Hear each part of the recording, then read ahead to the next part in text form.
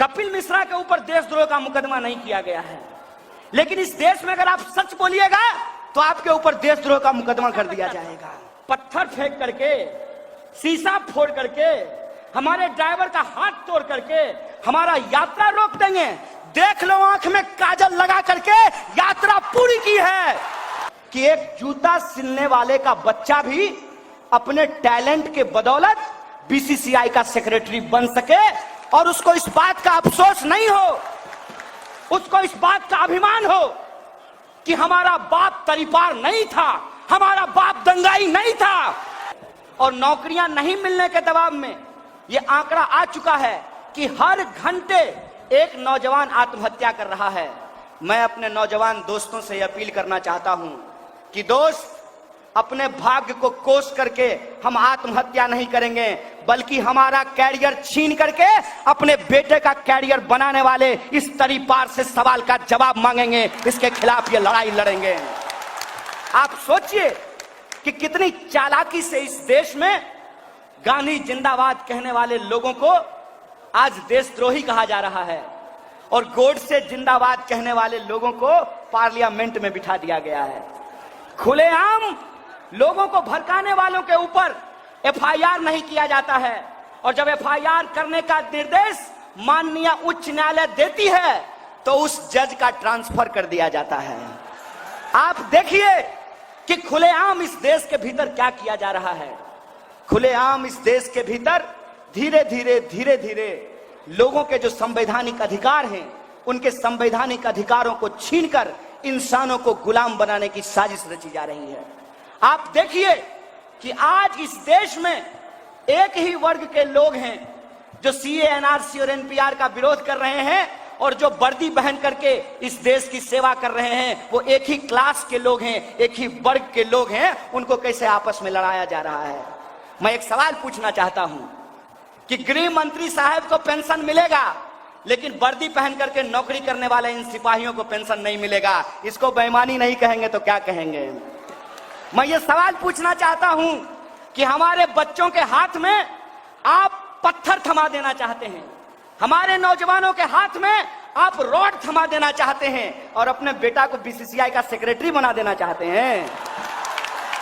हम आपकी इस साजिश के खिलाफ गांव गांव जाएंगे, एक एक इंसान के बीच में जाएंगे। और आपको क्या लगता है, आप हमको अपनी नफरत से डरा देंगे? आप भुलावे में हैं। हम गांधी को मानने वाले लोग हैं और गांधी जी के प्रपौत्र आज हमारे मंच पे बैठे हुए हैं। ये इस बात की शिनाख्त है, देख लीजिए। हम इस देश में आप तमाम लोगों को याद दिलाना चाहते हैं कि यही नफरत, जो नफरत आज इस देश के भीतर बोई जा रही है, इसी नफरत का नतीजा था कि इस खूबसूरत देश को दो हिस्सों में बांट दिया गया। उस वक्त भी अंग्रेजों ने बड़ी चालाकी से गाय का मांस मंदिरों में फिकवाकर, सुअर का मांस मस्जिदों में फिकवाकर हिंदुस्तानियों को आपस में लड़ाया, भारतीयों को आपस में लड़ाया और फूट डालो राज करो की नीति के तहत इस देश का बंटवारा किया। मैं याद दिलाना चाहता हूं इस देश के हुक्मरानों को यह समझ में आना चाहिए कि इस देश में जो मुसलमान रह गए, उन्होंने जिन्ना को नहीं, गांधी को अपना राष्ट्रपिता चुना था। इस बात को याद रखना चाहिए। इस बात को याद रखना चाहिए कि जब पार्टीशन होने की बात आई, देश में दंगे शुरू हुए, तो एक तरफ पश्चिमी भारत में माउंट बेटन की पूरी फौज खड़ी थी, लेकिन वह दंगा नहीं रोक पाए। अकेला महात्मा गांधी, वो बापू, वो अर्धनग्न फकीर, ईस्ट भारत का दंगा भूख हड़ताल से रोक दिया था। इस देश ने हमेशा गांधी को अपनाया है। मुझे अफसोस है कि आज अगर गांधी दिल्ली में होते तो नॉर्थ ईस्ट दिल्ली जल नहीं रहा होता। अगर नॉर्थ ईस्ट दिल्ली जल नहीं रहा होता तो राहुल की भी जान नहीं जाती और नाजिम की भी जान नहीं जाती। कोई मां अपना बच्चा नहीं खोता, कोई पत्नी अपना शौहर नहीं खोता, और किसी बच्चे के सर से उसके बाप का साया नहीं छीन जाता। मैं बार बार कहता हूं कि इस देश की सरकार ने गोडसे को चुन लिया है। इस देश की जनता को तय करना है कि उसको गोडसे के साथ जाना है कि गांधी के साथ जाना है। बोलिए, किसके साथ जाने के लिए तैयार हैं? अगर गांधी के साथ जाने के लिए तैयार हैं तो नेता की तरह मैं लफाजी नहीं कर रहा हूं। मुझे लफाजी करके, चाटुकारिता करके और वोट की गिनती करके प्रधानमंत्री नहीं बनना है, इस बात को याद रखिएगा। कुछ लड़ाइयां इसलिए लड़ी जाती हैं कि उससे चुनाव नहीं जीते जाते हैं, उससे इतिहास बनाया जाता है। और आप तमाम लोग जो आज पटना के गांधी मैदान में हैं, आप इस देश में एक इतिहास रच रहे हैं, इस बात को याद रखिएगा। इस देश को जब जरूरत है कि हम गांधी के रास्ते पे चलें, और वही रास्ता, वही पथ हम लोगों को एक मुक्ति का रास्ता दिखाएगा। आज के डेट में, आज की तारीख में हमको अंबेडकर की समानता की जरूरत है, गांधी की महानता की जरूरत है, और भगत सिंह की बहादुरी की जरूरत है, निडरता की जरूरत है। इस बात को हमको याद रखना चाहिए। अगर भगत सिंह की निडरता, डॉक्टर बाबा साहब भीमराव अंबेडकर की समानता और गांधी की महानता अगर हमारे साथ है, तो ये गोडसेवादी ताकतें, ये नफरतवादी ताकतें इस दिल को बांट नहीं सकती है, इस देश को तोड़ नहीं सकती है। इस बात का भरोसा मैं आपको दिलाना चाहता हूं। गांधी ने धर्म के आधार पर देश की बांटने की साजिश को बखूबी समझा था।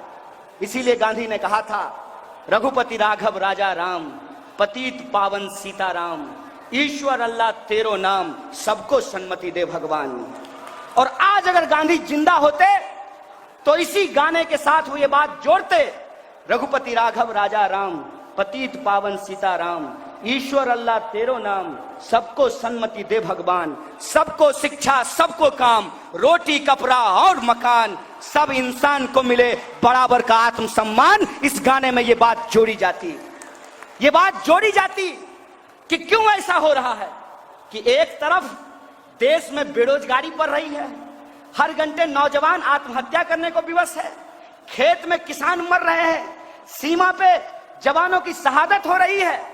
और अजीब बात देखिए, मेरे पिताजी किसान थे, मेरे भाई लोग फौज की नौकरी करते हैं, हमारे परिवार से एक भाई की शहादत भी हुई है, लेकिन जब हम ये कहते हैं सबको शिक्षा, सबको काम, वरना होगी नींद हराम, तो ये कहते हैं कि हम देश को भड़काने का काम कर रहे हैं। साहब, हम देश को भड़काने का काम नहीं कर रहे हैं। इस मिट्टी पे हम पैदा हुए, हमारे पुरखों ने जान गवा करके जो आजादी हमको दिलाई, कसम चंद्रशेखर आजाद की, उस आजादी को बचाने की बात कर रहे हैं, उस संविधान को, उस आईन को बचाने की बात कर रहे हैं। और ये बात हम करेंगे, ये बात हम करेंगे। आपको जितनी ताकत लगानी है लगा लीजिए, आपको जितना पैसा खर्च करना है खर्च कर लीजिए। हम इस मैदान में किसी इंसान को नेता बनाने के लिए मंच नहीं सजाए हैं। हम ये जनगण मन यात्रा किसी को एमपी, एमएलए, मुख्यमंत्री या प्रधानमंत्री बनाने के लिए नहीं निकाले हैं। ये जनगण मन यात्रा इस देश में जन और गण को बचाने के लिए है। जन मतलब जनता, गण मतलब गणतंत्र। और ये गणतंत्र हम इसलिए बचाना चाहते हैं कि एक जूता सिलने वाले का बच्चा भी अपने टैलेंट के बदौलत बीसीसीआई का सेक्रेटरी बन सके, और उसको इस बात का अफसोस नहीं हो, उसको इस बात का अभिमान हो कि हमारा बाप तरीपार नहीं था, हमारा बाप दंगाई नहीं था। उसको इस बात का अभिमान हो, उसको इस बात का अभिमान हो कि इस देश में ईमानदारी से मजदूरी करना ये हमारी बदकिस्मती नहीं है। उसको इस बात का अभिमान हो, वो गर्व से ये बोल सके कि हाँ, हमारा बाप किसान है, हम किसान का बच्चा है। क्यों भाई, क्यों? कलेक्टर का बेटा कलेक्टर बनेगा, डॉक्टर का बेटा डॉक्टर बनेगा, लीडर का बेटा लीडर बनेगा। मैं पूछता हूं कि फार्मर का बेटा फार्मर क्यों नहीं बनेगा? ये सवाल मैं पूछना चाहता हूं। क्या दिक्कत है? कैसी व्यवस्था आप इस देश के भीतर बना रहे हैं? और कोई सवाल पूछता है तो आप राजनीतिक गुनागणित लगाने लगते हैं। जो लोग आज धर्म देखकर वोट बैंक की गिनती कर रहे हैं, वो नेता नहीं है, गिद्ध हैं। इस बात को आप याद रखिएगा, और इन गिद्धों से हमको सावधान रहने की जरूरत है। मैं पूछता हूं कि खून बहता है, किसी का भी बहता हो, टोपी लगाने वाले का बहा हो या टीका लगाने वाला का बहा हो, बोलिए इंसानियत का कत्ल हुआ है कि नहीं हुआ है? और अगर इंसानियत का कत्ल हुआ है और आपके भीतर अगर इंसान जिंदा है, तो क्या आपको तकलीफ नहीं होगी? आपको बुरा नहीं लगेगा? हमको क्या बनाया जा रहा है? अगर गांव में कोई मर जाता था चाहे वो किसी जाति या धर्म का हो, पूरे गांव में खाना नहीं बनता था। बोलिए ऐसा होता था कि नहीं होता था? बताइए। दंगा भड़का करके, भड़काऊ भाषण दे करके कपिल मिश्रा के ऊपर देशद्रोह का मुकदमा नहीं किया गया है, लेकिन इस देश में अगर आप सच बोलिएगा तो आपके ऊपर देशद्रोह का मुकदमा कर दिया जाएगा। हम कहते हैं कि देविंदर सिंह, एक पुलिस ऑफिसर, लश्कर तोयबा के आतंकवादी के साथ पकड़ा गया, उसके ऊपर देशद्रोह का मुकदमा नहीं किया गया, लेकिन कोई विद्यार्थी अगर सवाल पूछेगा तो उसके ऊपर देशद्रोह का मुकदमा कर दिया जाएगा।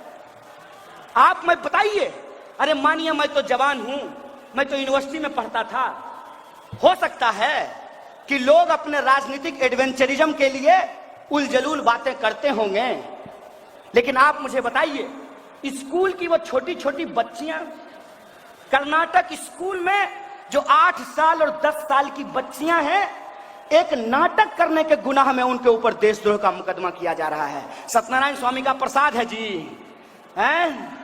तमाशा चल रहा है देश में। हमारी लड़ाई इस बात के लिए है कि जैसे अंग्रेजों ने डिवाइड एंड रूल किया था, ये आज डाइवर्ट एंड रूल कर रहे हैं। इस डाइवर्ट एंड रूल के खिलाफ हम अपने मुद्दों पर इस देश की राजनीति को लाना चाहते हैं। हम चाहते हैं कि अगर राजनीतिक बहस हो तो इस बात के लिए हो कि बिहार से 50% लोगों को पलायन क्यों करना पड़ता है। एक लड़की यहां बोल करके गई है बिहार की, सारिका, उसने बताया कि अगर यहीं पे यूनिवर्सिटी होता तो हमको पढ़ने के लिए दिल्ली नहीं जाना पड़ता, अगर यहीं पे अस्पताल होता तो हमको इलाज कराने के लिए दिल्ली नहीं जाना पड़ता, अगर यहीं पे हमको काम मिलता तो आज हमारे बिहार के लोग नॉर्थ ईस्ट दिल्ली के दंगे में अपनी जान नहीं गंवाए होते। आपको मालूम है कि नहीं कि जो लोग मारे गए हैं दंगों में वो बिहार और उत्तर प्रदेश के विस्थापित मजदूर हैं, जो अपने परिवार का पेट पालने के लिए उन बस्तियों में जाकर के रहते हैं। आप देख लीजिए कि नॉर्थ ईस्ट दिल्ली में रहने वाले लोग और साउथ दिल्ली में रहने वाले लोगों में फर्क है। और नॉर्थ ईस्ट दिल्ली में जो रहने वाले लोग हैं, चाहे वो मंदिर जाते हो या मस्जिद जाते हो, लेकिन काम दोनों का एक तरीके का है, दोनों मजदूरी करते हैं। साथ में मजदूरी कर रहे थे, साथ में दिवाली का लड्डू और ईद की सवैयां खा रहे थे। तुम बेईमानों ने अपने कैरियर के लिए और अपने बेटा के कैरियर के लिए इस देश में आग लगाई है। इस बात का हिसाब लिया जाएगा, इस बात पर हम अमल करना बंद नहीं करेंगे। और जब हम बोलते हैं तो कुछ लोग आकर के कहते हैं क्या हो जाएगा तुम्हारे बोलने से। सुन लो दोस्त, एक बार एक जंगल में आग लगी थी और एक कोयल अपने चोंच में पानी भर करके आग बुझाने की कोशिश कर रही थी।